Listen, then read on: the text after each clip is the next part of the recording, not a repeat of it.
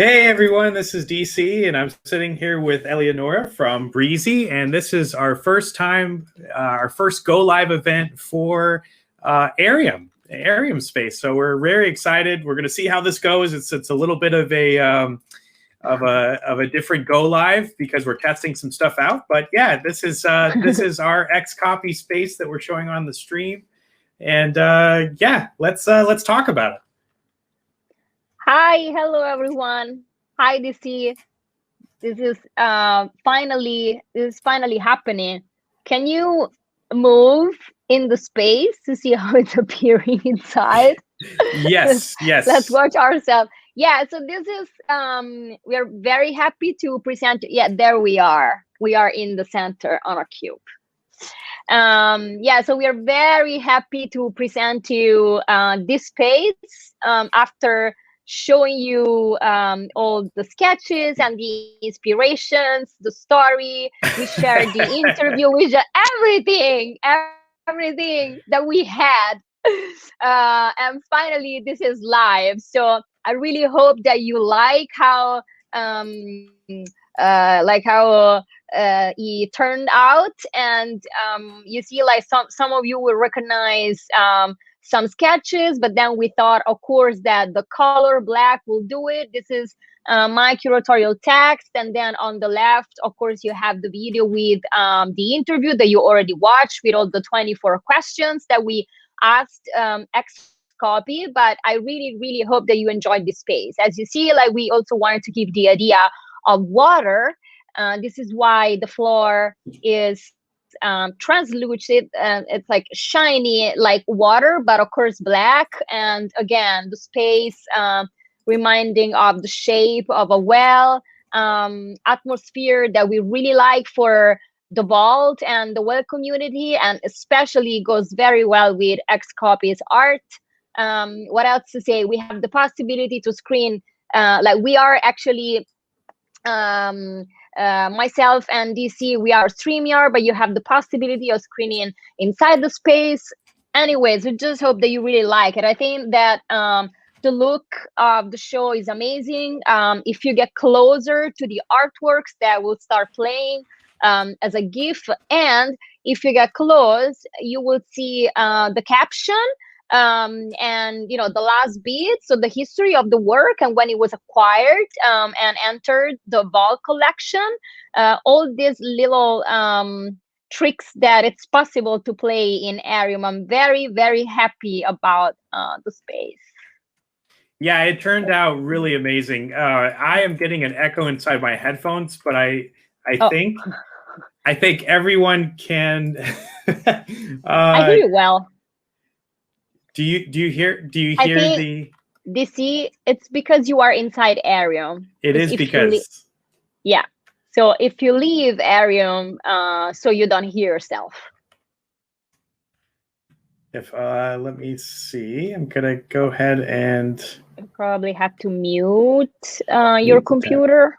Oh, you know what? Okay, so I did not share the audio of this tab, so the people watching will not hear the echo, so I could live with it. Oh yeah, we don't hear the echo. I hear you perfectly. Fantastic. Like I said earlier, I'm getting older this year, so I gotta work these things out in my head. So we're good. So yeah, okay. You said that the texts are here, which is something, a unique experience that that you really don't get anywhere else, right?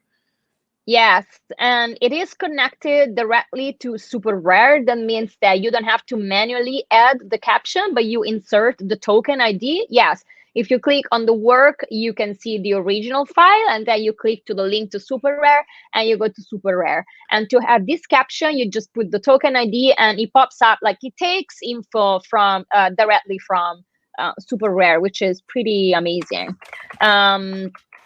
And also, yes, so the pieces are shown and displayed in chronological order. I hope that all of you watch the interview that we have done with XCOPY.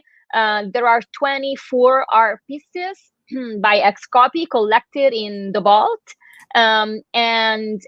Since it wasn't, very possible to do like an in-person interview with the artist, then we thought about we did it through email, but we basically talked and discussed about society, which is in very much XCOPY style, through their art. So just looking at the art pieces, asking questions, and making commentaries about what's happening today in the crypto art space, in the art world, in general, in society, lockdown, everything discussed with XCOPY as a nice chat in a cafe, but we did it through the art pieces.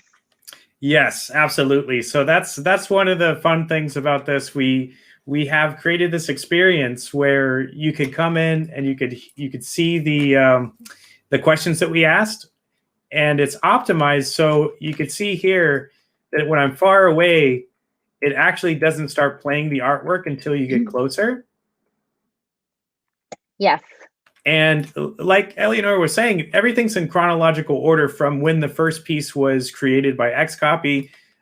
So if you start over here, you can go through the entire, basically his entire, like, what do you call it? What's the best word? Like the journey of how they.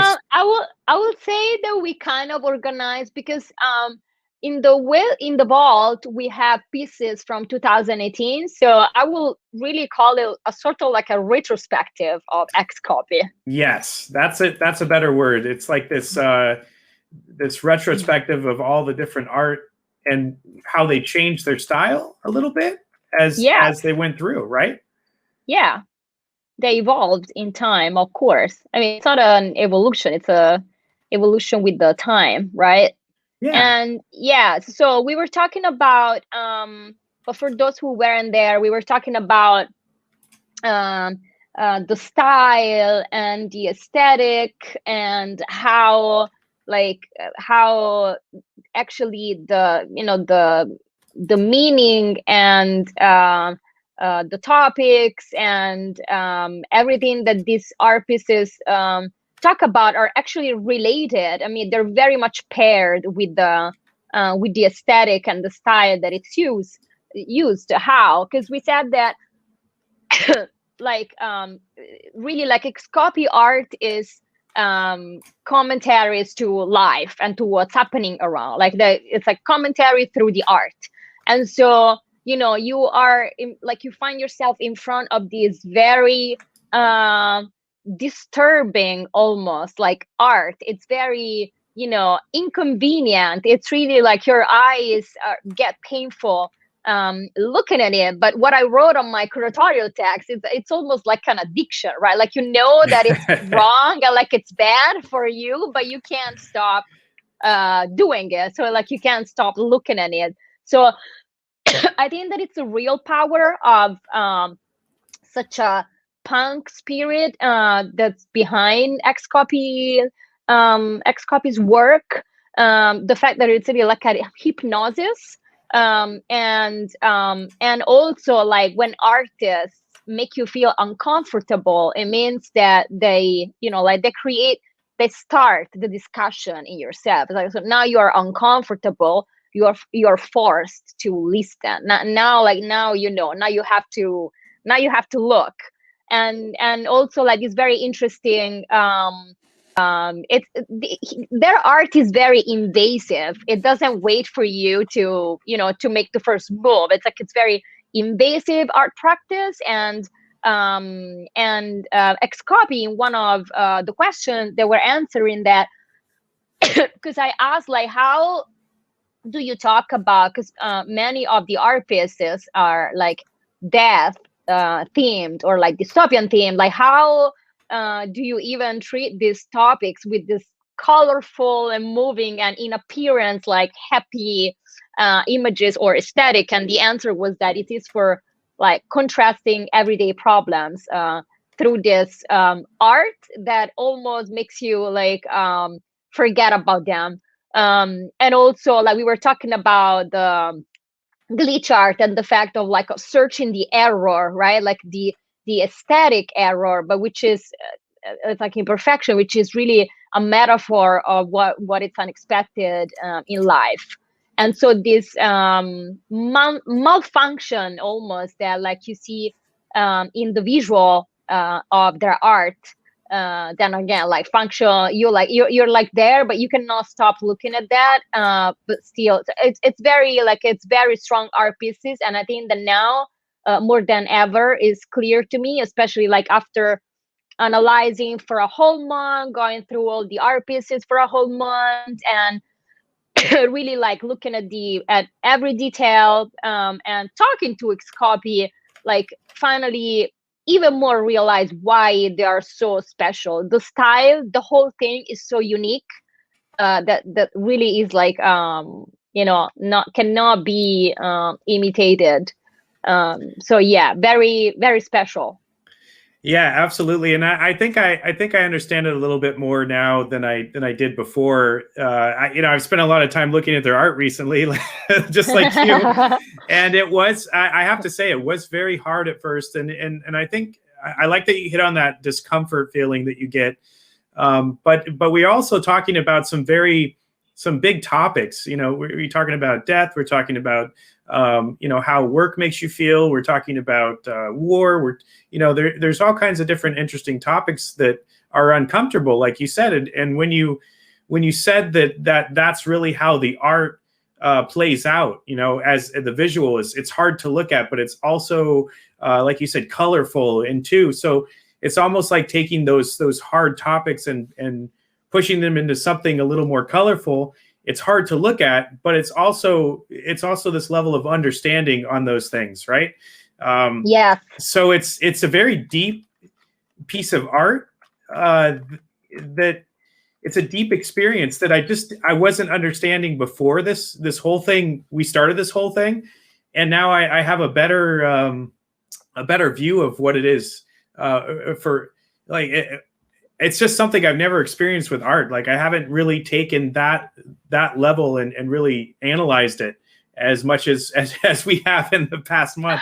So it is definitely rewarding in that aspect. Do you feel the same way, or you're used to this kind of stuff, right? But I feel the same way though. I just said it's like, spending so much time. Of course, I have an idea of what I think about XCOPY's art and like what it is for me, what it means to me.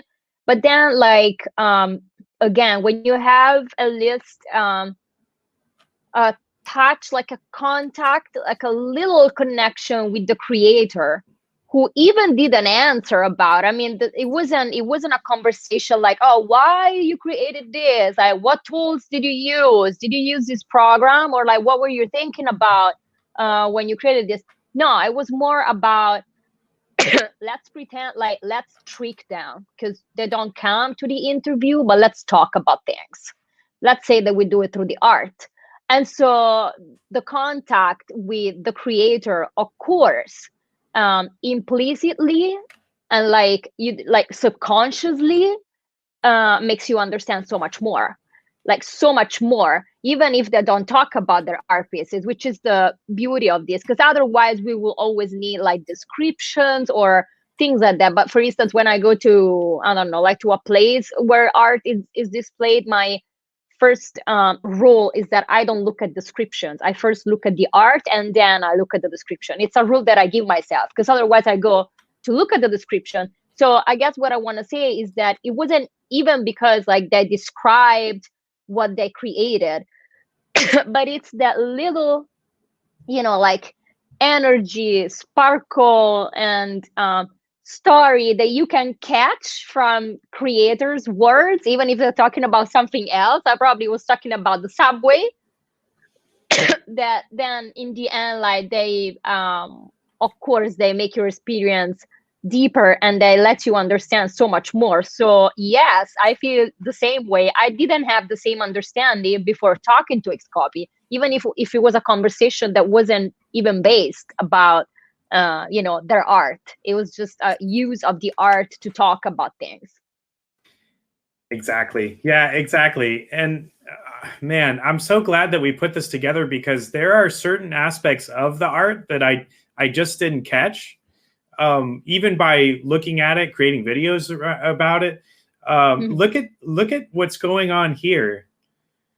I love how we have this gallery, because we can go up and actually look up really closely to see what's going on. And it really shows you all the details that you may have missed, because even so you have a bright star here that's not moving, and these stars are a little bit different color, and they're moving, and then you have these strips going on. So it's almost like the amulet is like the sunlight or the starlight is shining across the amulet as you look at it. So man, there's all kinds of details that you would miss if you don't see it up close like this. And also like, of course, like the satirical and ironic side of XCOPY came out when I again, like I wasn't even talking about the art piece, but I was like, okay, this is titled amulet, and like in Latin, amuletum, it's something that protects you from something. Like, what do you want for this amulet to protect you from? And it was like DMs. So you get the spirit. That's what I meant. Like, you get the spirit behind the creation, even if you don't talk about that. It was a completely different question. So yeah. Yeah, that was one of the best questions. I thought it was really funny, the answer, and I think DMs, if we were able to get protected from those, I would wear this amulet every day. I also love the history here. I know we briefly talked about it, but you could see the history here of what happened, the bids and everything on Super Rare. I think that's a really nice feature that you wouldn't really get in another experience. So I think Arium really knocked it out of the park with adding the different bids and description here. Yeah, and it's even uploading automatically, which is amazing. It's not hand, like handwritten manually. So it's very cool. Very, very cool. And also you see, like, you can give like the good thickness and depth to art pieces here, and you can put like a frame around the really. This is when I was talking about, like, he has more of like an artsy look, like a real gallery, or less gamey. You really think about, okay, what if I have this piece with me? How would it look? So you can give different. You have different options to display, which is pretty nice, I think. Yeah, I agree. And this is funny because you can hang this on your wall, your virtual wall. You can. So it's so ironic. It's funny, but yeah, I think this space turned out really well. I'm actually going to move myself over here a little bit. And we can talk about the space because this is something that we want to. Hey, look, it's a community member there. We really want to use this space to do these shows. I mean, every month, right? That's what we're shooting for. Yeah, and so this is the type of space that we can continue to modify and grow and put on these type of exhibits. Of course, the XCOPY one is going to be here for most of the month of November, so that's going to be amazing for community members to come in and really explore the art and give them a chance to see what's going on here. And also they could talk about it. If you could get your microphone to work and your camera to work, you can talk about it, and that's exciting. Yeah.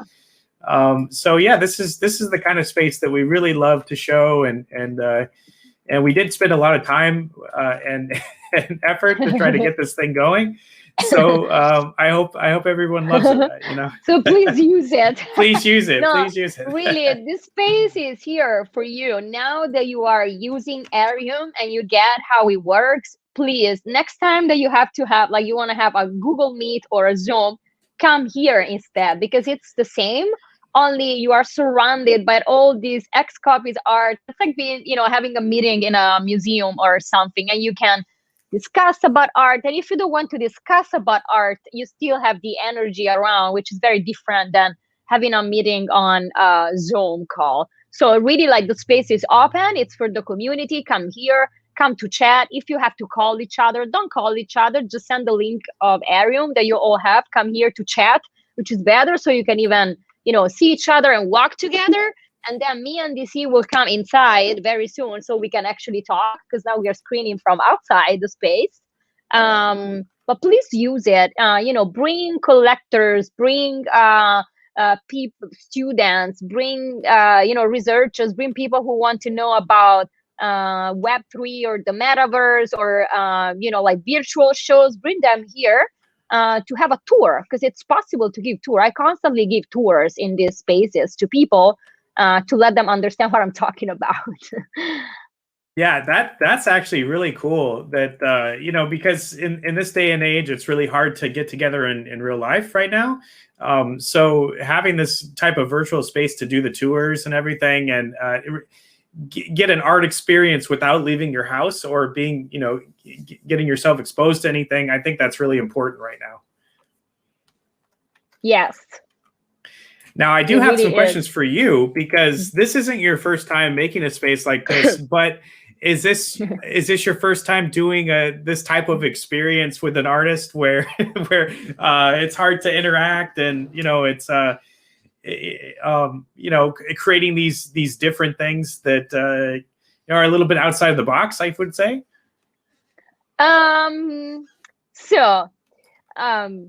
Hackatao, they are a bit similar with the rest of the world, obviously not with me. So with them, I have so no, like it didn't happen with them even too much. I'm kidding. So no, it is the first time that I deal with an anonymous artist. Yes, it is, and it was very very special, because when I think, when you have a need, an emergency, an obstacle, something that like it doesn't work regularly, it's your brain needs to activate, and of course the outcome is going to be good. So I would never do an interview like that with someone who comes to, like chat with me. I will talk more like regularly. I wouldn't look at their artworks and make comments on the artwork and expect for them to comment on my comment. So it was very special. But now in Arium, yes, many experiences. I've made spaces like this. It's my favorite space in the metaverse. I really love Arium. And it's not because everyone is like, do you work for Arium? No. Is that your cousin? No, we're not family and we don't work together. But I really liked the concept of Arium from day first. So the only way I promote it is because I love it, and I would love for everyone to have a space like this. Yes, I had different experiences on Arium, more or less interactive, but I'm happy to have it with different artists as well right now for the vault. And what I think that it was also interesting here as a space, because of course every time that I created a space, for instance with the shows with Hackatao, when we did the show with Blondie, it was like a concert stage. But here it was more like dealing, you're going to build something which is permanent for different artists, because one thing is to build it for a project, like, okay, Blondie or Leonardo, so it's all different spaces. Here you have to think about one space that, is going to embrace all these artists coming. And so the fact that we had to think about the well and like get inspirations from the actual wells, and like this design that respects the curves of nature, that was very cool this time to do that. Yeah, this definitely was a unique space, and like we discussed back, it's been 2 days, but it seemed like it was yesterday. Things have been going so fast and furious lately, but we did discuss, when we first saw the designs of this, that we wanted to make sure that these walls were very usable, right? And that was one of the things that you had caught on like right away, was we wanted this space to be very usable. And yeah, I think that was a very unique, a very, very good thing to point out, but also made the space even more unique, because you get the architectural design here, but you also get some very usable space here too. So I think that's really cool. Yeah, because it is abstract. I mean, it's not the reproduction of a whale, obviously. So it gets abstract, but then to the abstraction, which was too abstract, you add functionality, of course, which is pretty much what architecture is supposed to do, I think. So, of course, you want to have a space that you can use. And if you can put 24 pieces, it's a space that you can use. Yeah. Yeah, yeah. And then you had mentioned it when we first came in, but there is a reflective floor here. Yeah. And what we were really going for is trying to create this like ocean type feel, like because we are whale, right? And we wanted to make this feel like it's it's very reflective. You could see the reflection on the pieces, and make it like a whale, like you're inside of this whale with the curves, and then we like this this space type of thing too. So it came out good. I think it came out really good. Yeah, and it's all little details because in Arium, like when you change the light, it changes for real. It's like, it's so cool. It's based on how you play. It's not pre-structured already. Like yesterday, I was talking about the light because I think that yesterday the light was slightly like the sky was slightly darker, and so I couldn't see the lines of the architecture too well. So I was like, can we enlight a little bit more? And it's not that you go like there and you just made the sky, lighter. No, you have to put more light to the whole space. And so the reflection on the actual building, the light that comes through the halls, everything changes because it's like a real light touching all the space. You know what I mean? It's not that you can just change the colors around. It's like if you have sun or you don't have sun. Right. You have to have a light source. And I remember from my days of building game levels a long time ago, lighting and light sources are very important, especially when you want to show art, right? And if you don't have the light, then it's really hard to see. Yeah. Yeah. So this is great. This is like it's really like a next level experience. So maybe you could tell folks some of the other shows that you've been involved with and spaces, and maybe we could do like a collection of those because I know that you mentioned Hackatow earlier. You've made some really, really interesting spaces with Hackatow. Is that right? Yeah, that was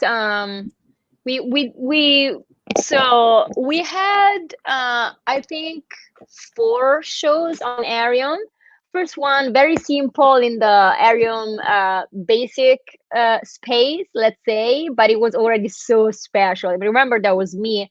It was my first opening during like real COVID, like real quarantine, and I couldn't believe that my friends from New York came to the show and they were talking to me. Like I was talking to them like this, and I was walking with them around the space to show them the art.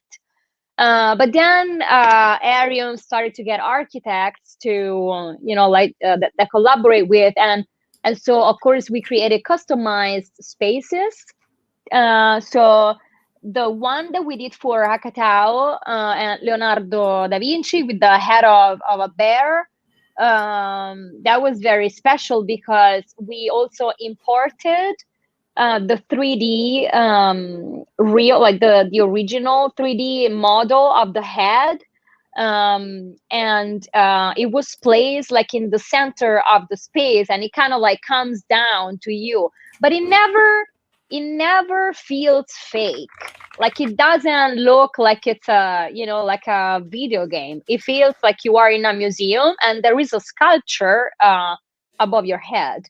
And then of course all the videos with Leonardo, and like I personally really like to do what I call the archive rooms. So like you have these rooms where you have all the inspirations that Hackatow got to like to create an art piece. You have the time lapse where you see Sergio drawing. You have like I don't know, for instance, when we did the Hackatow with Moses by Guercino, we had the original certificate of authenticity of the Moses painting, all these documents that people were like, oh, this is beautiful. Like you learn things like a museum. So like you had all the documentation for Moses and all the documentation for Hakata creation, like the palette, everything. Same for Leonardo. And then, for instance, when we did the collaboration with Blondie, that was pretty amazing as well, because Debbie of Blondie and Chris Stain, the guitar player, they created a customized poem and guitar track for Hakatao piece. And so we had in the middle, it was like a stage, as a concert stage. And then in the center of the room, you have this cube, like the one that you're seeing now. And there is Debbie that they filmed for us to read the poem. And then we had another beautiful thing is that Christine used to take photos of Debbie band and in New York in the 80s. And so like all outside of the space, there was all this collection of photos taken by Christine in New York of Debbie and all the other players of the band. So like I always try to obviously when it's a new project, when it's already, this is different because this is an art collection that needs for the story to be told. It's a bit different, but otherwise like to, like create this archives, like this information. So the people come to the show and they go out, like they go home, they leave with some knowledge and curiosity, and maybe they go back and they're like, oh, let me go to check all these photos of New York in the 80s. That's the goal. And especially the most important thing is people understand the process. Like I had so many people looking at the videos of Hakatao creating the art piece saying, I would never think that there was so much work behind that, like really like hand drawn, or everyone like enchanted in watching those videos that otherwise you don't know, like you don't know that you will never know the creation process. So that's very important as well. Oh wow, yeah. So that's something that we need to keep in mind for the next one of these. We have someone planned for next month, and learning their creation process would be pretty awesome. Yes, that will be pretty awesome. Especially the creation process. Absolutely. So we did have some questions from the community that I have been purposefully ignoring, so we could talk about the space a little bit more. But so one of the questions is, how would we characterize how XCOPY's work has evolved or changed over the past 3 years? And boy, I mean, the neat thing about this is you can go through and you could see changes in their pieces. I personally, I think there's some subtleties that have come from the start to the end of the Vault collection. Even if you start looking at their pieces, what they're doing now, there are different subtleties, there are different colors. I want to say that they're getting better at doing those subtleties that we're seeing these days. And I think you could definitely see a progression. What do you think? Yeah, I agree. Not there are very precise errors. No, it's, of course, the style evolves. It doesn't necessarily get better because there's so many artists that, like it's early days, still some of the best works. I think that it evolves. Really, like this is digital art. It is so quick for tools to change that it's impossible that you look in span of 3 years and you don't see changes even in the style. Right. Because there are always better and better and better and better tools, or like faster or more pop, or I don't know, like it is very quick, because otherwise you wouldn't see all this change in a painter, you know what I mean, in 3 years. You can still see some changes, but not this way. Although somehow they're so recognizable that I saw like a couple of days ago. I don't know who that was, but for a moment I was like, oh, is this an XCOPY? But there was something weird about it. And then you think about why. So it is a character, it's a face, it's glitch art, it has the same colors, it's moving fast, it does everything that XCOPY does, but it really doesn't look like an XCOPY, and it was an XCOPY. So What it is was it or wasn't it? I don't remember. It wasn't. Oh, it wasn't. Okay, so it had No. all of the different things that could be XCOPY, but it wasn't Yeah, an XCOPY. but Yeah. it wasn't. And to me, it didn't look like. I was like, oh, this is a different XCOPY. That's what I thought. Right. So somehow there is something that never changes. I don't know what that is. I don't think that we are allowed to know. Yeah, maybe we're not allowed to know, but there's definitely a style, and I'm gonna go over to this piece here. Mm-hmm.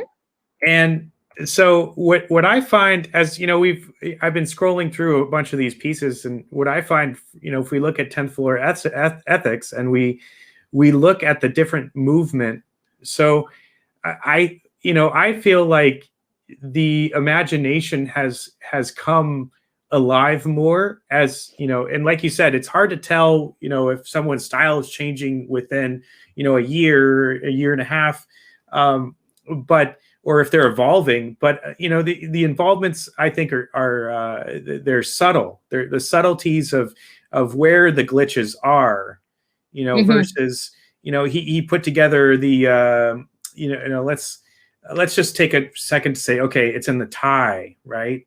It's over Mm-hmm. here. There's something coming out of, you know, maybe sweat or something coming out of here.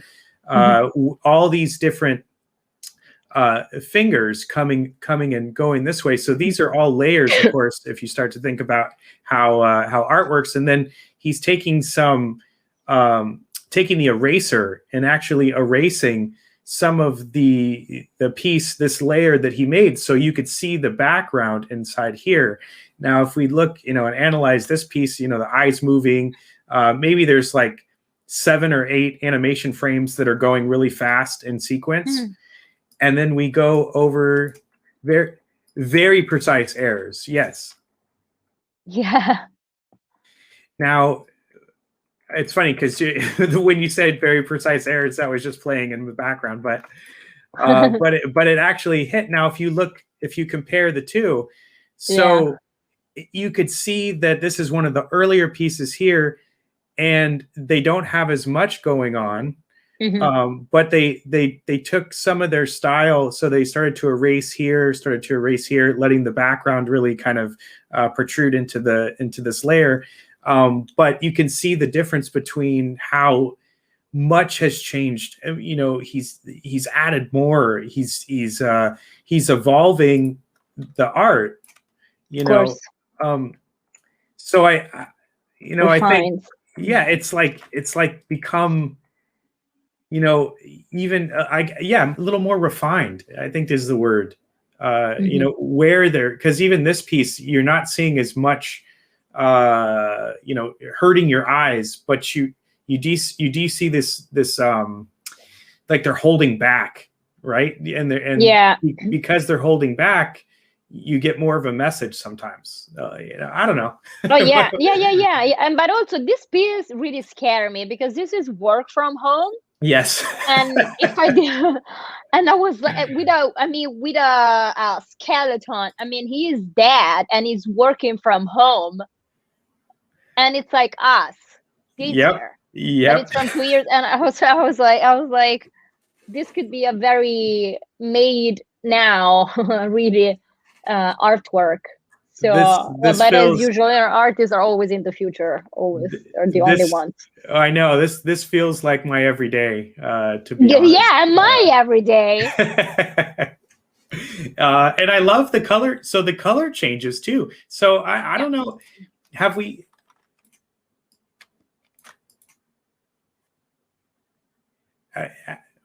Have we seen like those type of color wheels before?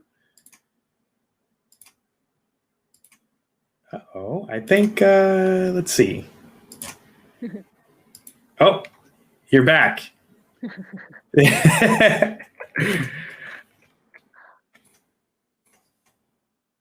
But yeah, you know, the color changes and the color schemes. I don't think we've seen something that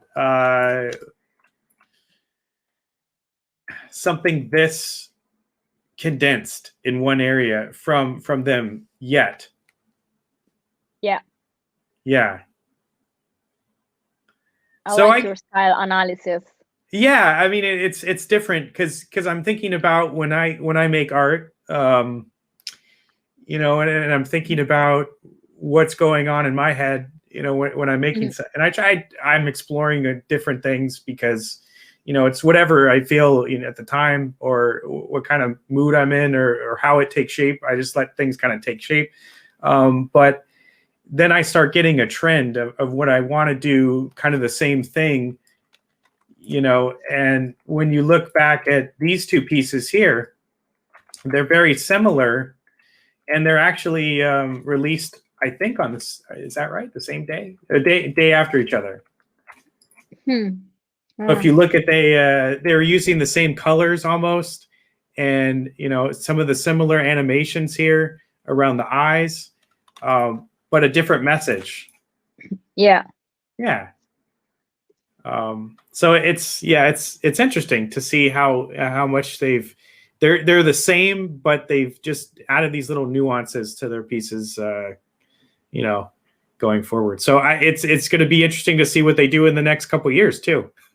Yeah, but that's why you know that an artist is good, you know, because so when, I mean, an artist is good when is recognizable, right? And Yes. it's not an artist is good. So your style is good when it is recognizable. But then an artist needs to evolve, because otherwise, like, if you don't evolve, you don't do you know, like, you don't experiment or experience new things, then you are copying yourself. It's so subtle and very difficult to keep your style without doing the same things, and not doing the same things without losing your style. It's so difficult. For instance, Ai Weiwei, like, I'm just talking about Ai Weiwei because I know him, obviously.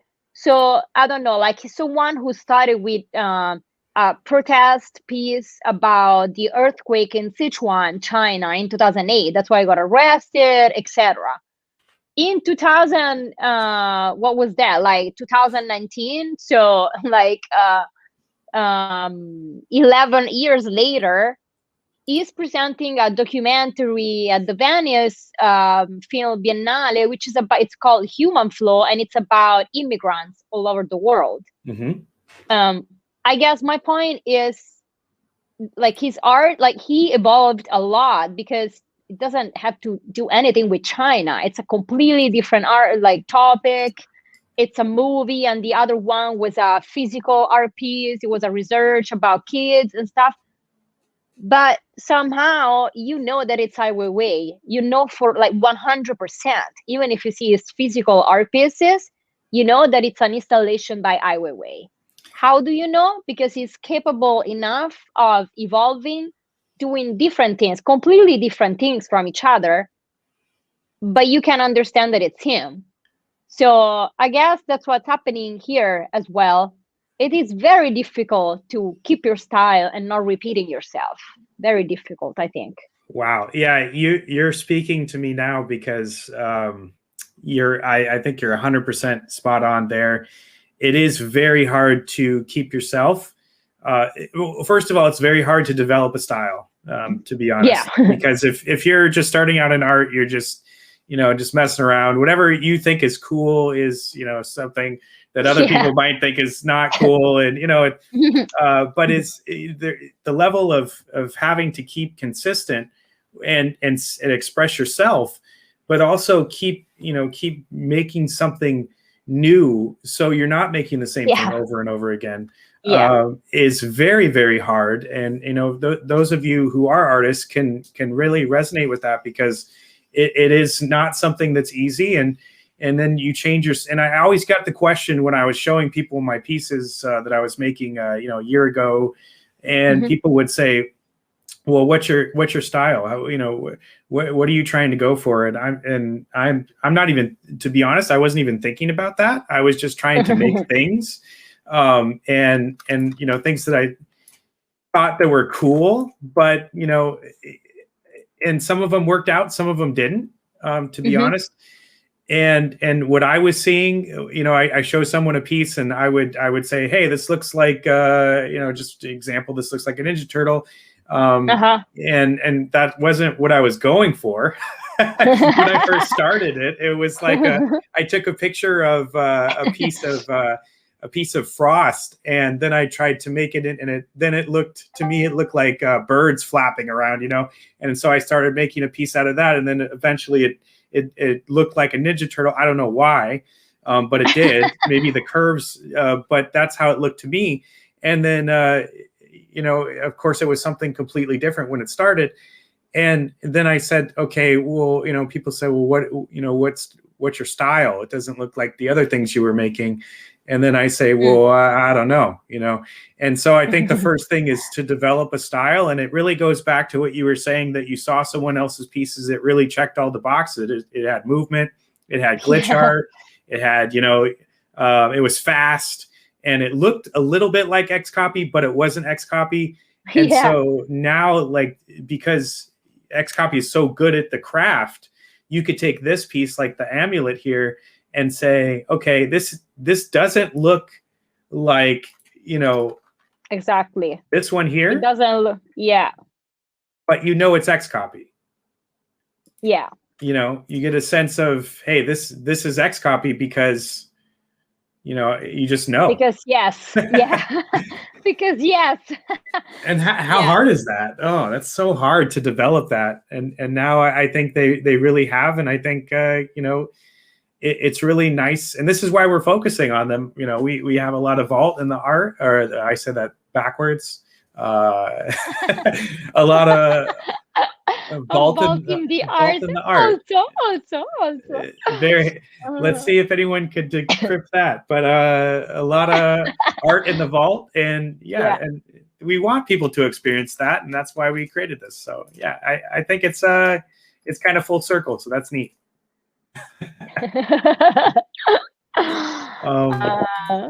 So we do have some other questions, and anything to add to that, because I think that was a really good conversation, to be honest.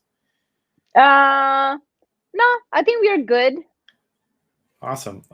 Let's see, we do have some more questions, some technical questions. So as far as supporting VR, it is something not that the team at Arium is considering, but it's not planned yet, or there's no timelines. So there's something. It's something they're considering. So I just want to throw that out there for those asking that question. And music in Arium, yes, it is something that we talked about, adding some like ambient music to the space. So coming soon. Let's see. Would you say XCOPY sits in a unique position within the NFT art movement segmentation? Yeah. I think they're in a very unique position, being one of the early adopters, seeing how popular their pieces are. You know, they're as we've spoken about for, you know, minutes. Basically, they're really trending. And they're constantly evolving. So, I think that they are in definitely a unique position. What do you think?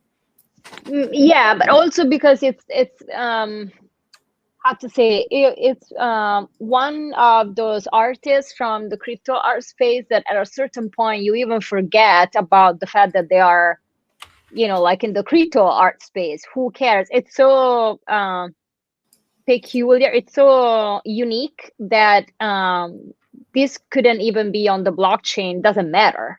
I mean, the style is so prominent of this art that it doesn't matter. They don't have a unique position because they are in the blockchain. So, you know, like there are many other artists who it is also because they come from the crypto art space. So like maybe they created, you know, but they were very much part of the movement. So XCOPY was part of the movement, but also, like, artistically speaking, it is so strong that they are in a unique position just in the contemporary art space in general. Of course, they are huge on the blockchain because they were there since the beginning. They believed in it, and they are huge. But it is very considerable outside of the crypto art space as well, I think. Yeah, because it's very strong. Yeah, I would totally agree with that. And it's funny because this question was was chopped up a bit, and Nightmare is giving me crap about it, but he does. Let's see. I'm trying to put it together because it was put together in a weird way, pasted in a weird way. Lauded by more traditional digital artist. Is it very? This is tough to read, Nightmare. Okay, this is tough to read. Find the chat. Let me see if I can find when he originally posted. Let's see. Okay, well, it wasn't even Rune's fault, to be honest. Okay, so he says, would you say XCOPY sits in a unique position within the NFT art movement segmentation, in that he is, one, lauded by the more traditional digital artists, two, revered by the almost counterculture of glitch and trash art movement, and three, his jarring visuals demanding the respect of the IRL art world. Wow, the fact that I actually read that, which I think I was correct on it, I must celebrate that. but I think that without knowing, it's pretty much what I answered. Yes. It's not only about the crypto art space. It's about the digital. They are very strong. Their art is so powerful that it doesn't only come to the crypto art space.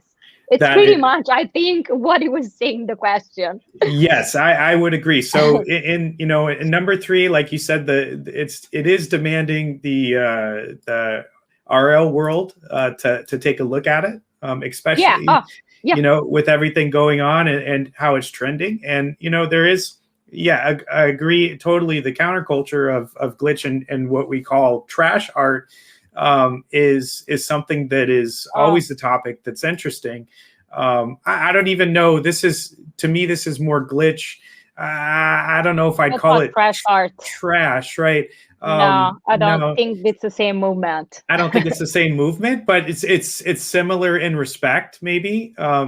Maybe, yeah. I would. I don't know. It's something that we should have Nightmare on at some point to discuss his opinions about that, because I think it would be a fun conversation. But I think traditional digital artists are different, but I'm sure they're seeing what's happening, and maybe that is spurring them to be more creative with their digital art and do more of a less traditional type of work. Maybe that's how I see it. See.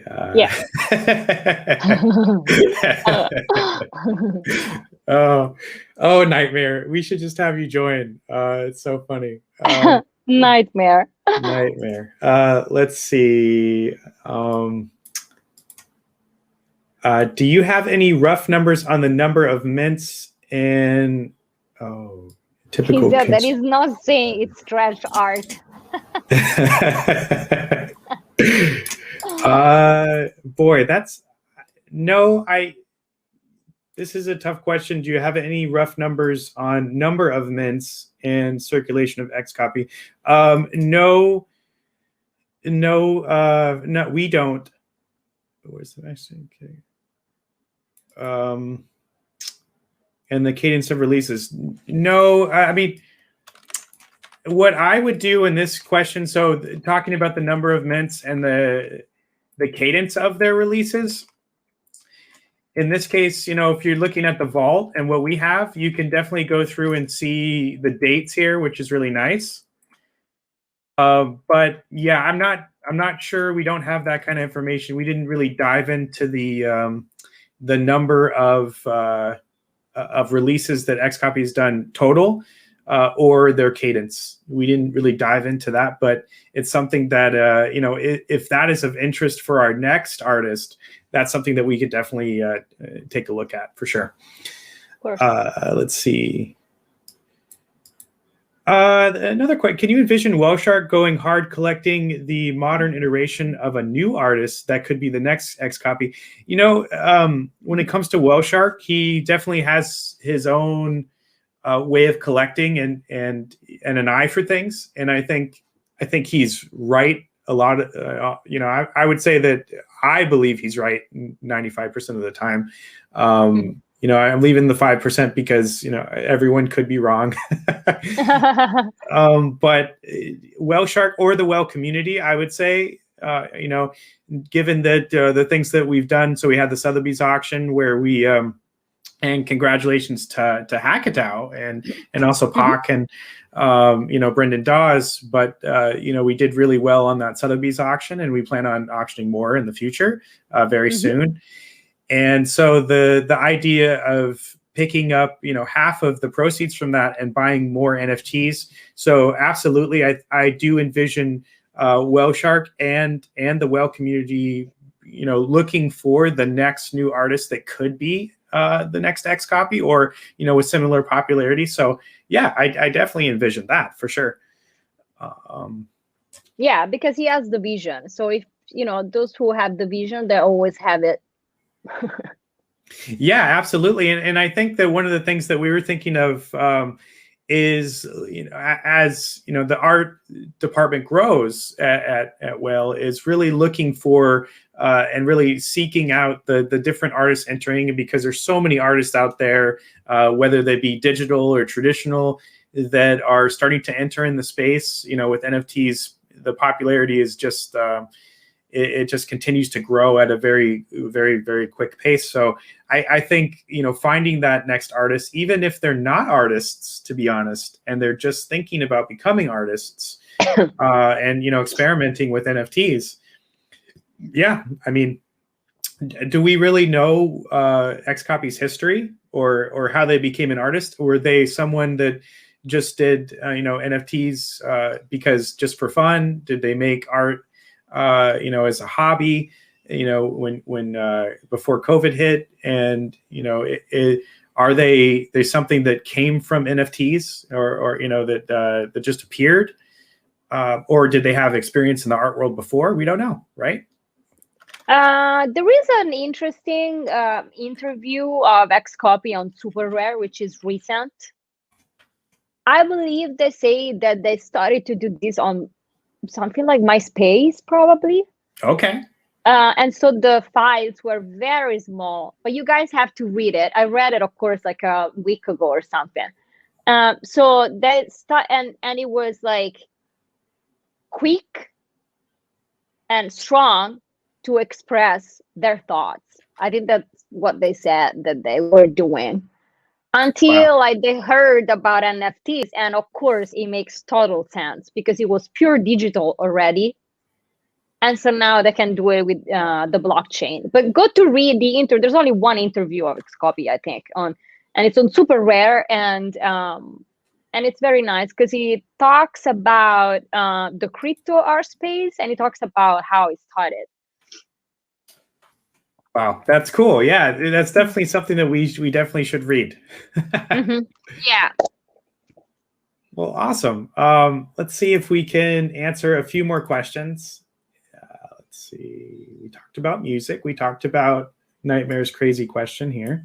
Number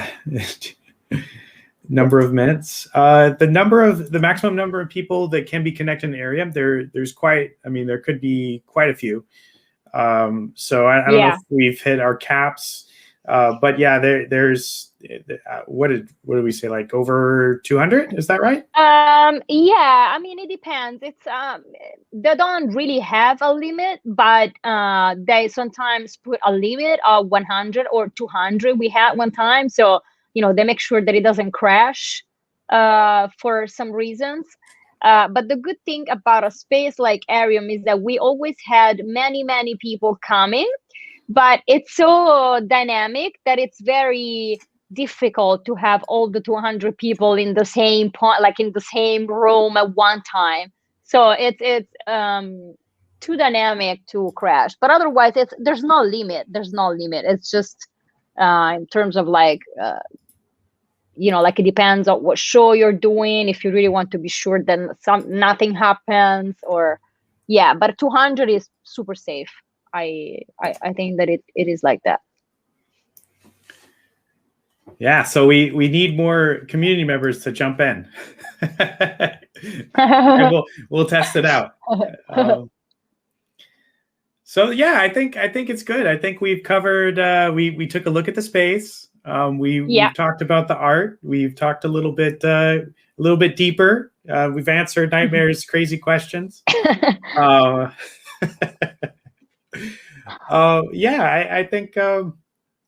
I think this is good. I maybe we have we get together like you said. I really like the idea of people coming in and maybe doing some tours of the space, and getting an idea, even if they want to have meetings within Arium. That's something that you could totally do.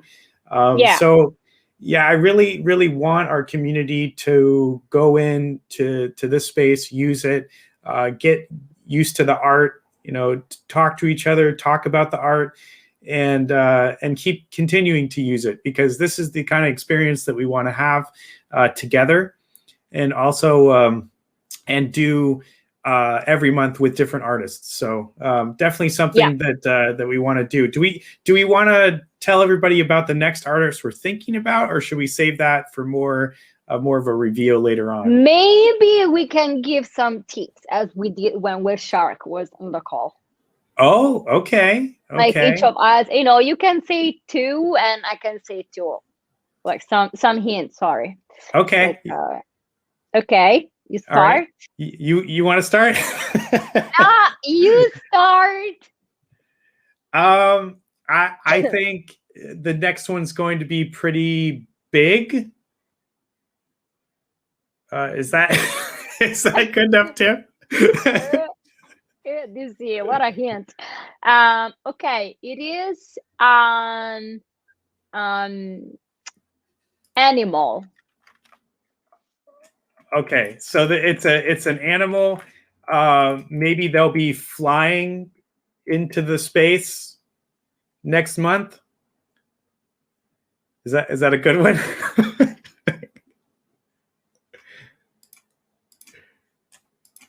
Oh, you're muted. Can you hear me? You're back. Okay. And my AirPods. No, did you hear that I was saying that my hint is that it's an animal? It's like a bird.